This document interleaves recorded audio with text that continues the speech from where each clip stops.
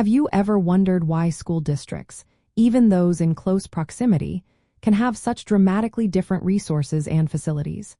It often seems like an invisible force is at play, shaping educational opportunities long before students step into a classroom.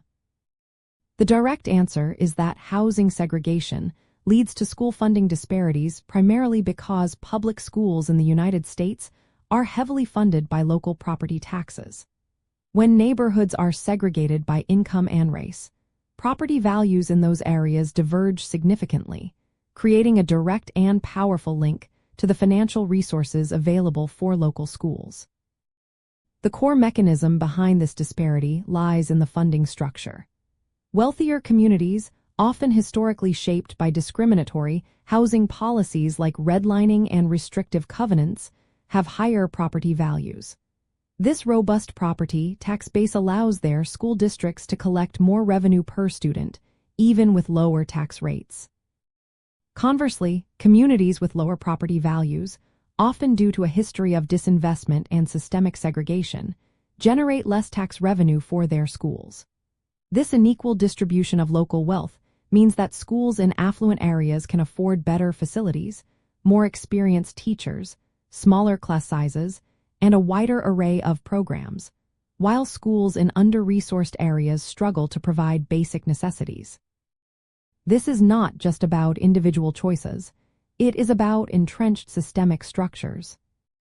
To understand the practical implications, consider how this affects a school's ability to offer advanced placement courses, modern technology, or even extracurricular activities. Districts reliant on a limited tax base often face budget shortfalls that directly impact these offerings. Therefore, looking at the root causes of residential wealth disparities becomes crucial for comprehending educational access. It encourages us to look beyond immediate school-level issues and consider the broader economic and historical context that shapes them. An important concept to grasp here is fiscal zoning.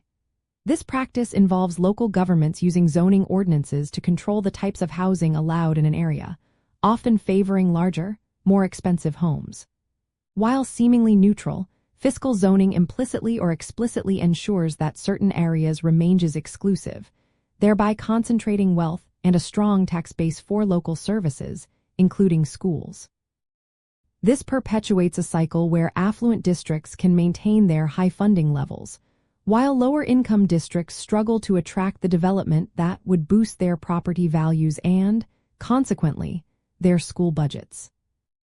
Understanding that housing segregation is a fundamental driver of school funding disparities illuminates the systemic nature of educational inequality.